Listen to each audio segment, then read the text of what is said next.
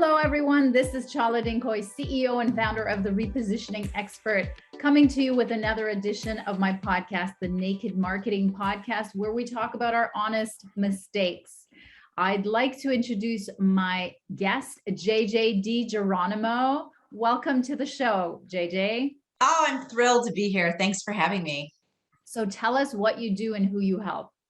Oh, well, I am a woman in business expert, and I work to advance women in the workplace. Tell us about that. How do you do that? That's a good question, because for me, a lot of things, my human design, everything, all of my spiritual work says I have to do it with myself first before I can help others.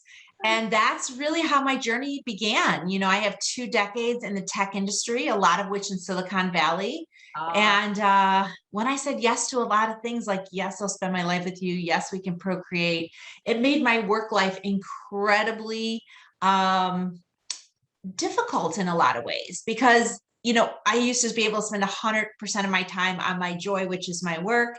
And I realized how much we have to juggle and struggle to actually get to those milestones when so many things are pulling at our heartstrings and our time and our schedule. So how long did you spend in the corporate world? So over 2 decades, but I did write my first book. Let's see, I started in 94. I wrote my first book and published it in 2011. And then I left corporate America in 2014. So it's exactly 20 years. My God, congratulations. So was that a decision based on, so like I worked for Pepsi, Pizza Hut, Frito-Lay for 18 years, and I was like, done. You know, I was done. I was not going to go out and get another corporate job. But what was the impetus for you to leave? Well, I had been working a long time on getting my speaking platform together. And when I started to get paid to speak and realized it was really difficult to juggle my day job and the speaking, even though my company was incredibly supportive, I really just had a real calling to work more with women. So I did what everybody does. I went to Sedona for 4 days and I was like, what the heck? Should I leave corporate America? Like, this is my aspiration, but I'm getting pulled in this direction to do this work with women. And all indicators in Sedona were like, you got to go help women. And I'm like, all right, that's what I'll do. And so how do you, and this is the marketing question, because this is the marketing show, how do you find your clients? Because I'm sure from the outside, you can't really tell if they're melting down. Well, and the funny thing is I'm not a coach, so I don't do a lot of coaching. I'm a one-to-many, which makes it even harder because I have to find ways to get into women's groups and do things where women come together collectively. And so my main platform has been LinkedIn. Okay, well, tell us how you're using LinkedIn then, especially during the pandemic. Yeah. So in 2008, I started a women's group here where I live. And I did it because I wanted to get advice to women to how to keep everything going in the right direction. So out of a personal need, I started a women's group to bring my clients together, other women in the tech field. And that has just continued to grow. So that was my platform. I did not build a website. I used a LinkedIn group to get it going, which, as many marketers know, you don't own it. So it's a little challenging.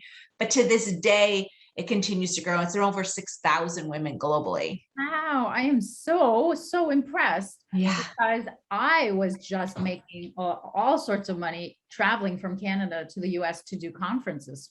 And I would speak for 60 minutes and close 6 figures in the next 60 minutes. And come COVID, the borders closed. So, I mean, I was in the fetal position at the beginning of COVID, and I had to figure out what you did is that you have to figure out how to get a funnel going online. So how are you making use of that LinkedIn group? Yes. So so that LinkedIn group for me was a way to get keynotes for a long time, because I would constantly be posting. I have hundreds of articles I posted on LinkedIn, a lot of pictures of events I'm having. I tag people, I share resources, very similar to how you just use other social platforms. But because I work B2B, that was a really natural step for me to use. And I'm getting ready to start a B2C part of my business, which I'll be moving some of my business off of LinkedIn into a community-based software. Wow, that is so great. So now let's get to the naked marketing part. Let's talk about your mistake that you made. Yes.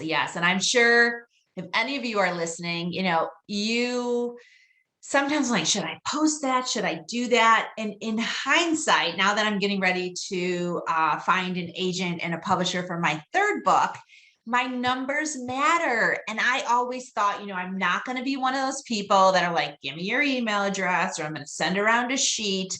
And I was just telling a friend of mine the other day how much I could kick myself now, because a lot of agents and publishers want the numbers. How many people are on your list? How many people are in your groups? And I'm an avid cleaner outer. Like if they don't participate in 4 or 5 years on my list, I clean them out. And I should have left everybody on my list, one, but two, I should have been more, I guess, supportive of myself, of what I was sharing. Like I almost didn't believe I was worth it. And for me, when you don't feel like you're not sure if what you're doing is really worth it, I had a lot of my energy and self-worth tied up in my tech job, my tech title, my tech salary. So when I went on my own, it took me years. I mean, I left in 14, it's now 2021. And I finally feel like I'm stepping into who I really am and what I have to offer, and believing that the world needs it. And that took me like 7 years to do. And in the process, I missed out on a ton of opportunities to showcase and ask and create something that I could now build on even further. And so if you're starting out now, or you've been doing this 10 years, like you're worth it, your work matters, and ask for the exchange. Don't give everything away for free, which is what I was doing. And I really needed to reciprocate more to validate or build or create my brand in a way that I could help me a lot now. And that is one of my biggest mistakes, is I didn't ask for that exchange earlier on. So let me understand this. The value that you placed on yourself was reflected in your lack of asking for them to exchange their information for the information that you were giving them.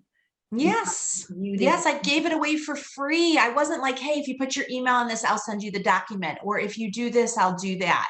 And I was like, oh, just have it. You need it. Just have it. But if I really had to dig in, it's because I did not value 100% of what I was doing. And I didn't believe that I was worth that exchange. Yeah. Well, there you go, folks. That's pretty naked right there. I mean, that's one very, very, knowledge, like good self-knowledge of yourself. And two, it's very vulnerable of you to share that. So my hat's off to you. I think, they say awareness is half the battle, right? So, I mean, that's what you do for people, is obviously you bring that awareness to them and then help them climb through whatever self-doubt that you have to get to that they have to get to the next level. So what, parting marketing advice do you have for our viewers? I think the thing that I've learned over the years is it's never just one piece, one hit, one article, one press release. For me, it has been a million little steps, but something I've had to work at every single day. Every single day. And of course, I meet many people now that are like, oh my gosh, I can't believe how many this or how many that, or you've done this. And if people ask me, well, what was the one thing?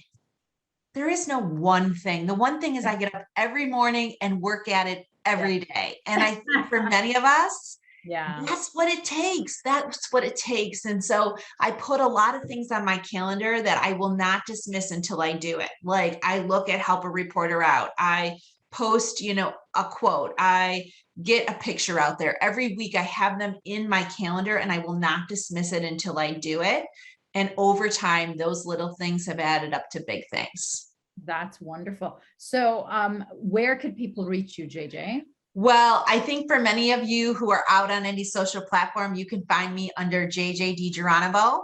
But for many of us, my new love is I started a podcast this year, Career Strategies for Women That Work. And I was kicking and screaming. I didn't want to do it. It was going to be so much work. But honestly, it has been a big game changer for my business of reaching people globally in new ways. And I give away free handouts and worksheets, which then I get the email in exchange. So hopefully you'll meet me there. Thank you so much for being a guest, JJ. Thank you. What an incredible opportunity. Thank you so much.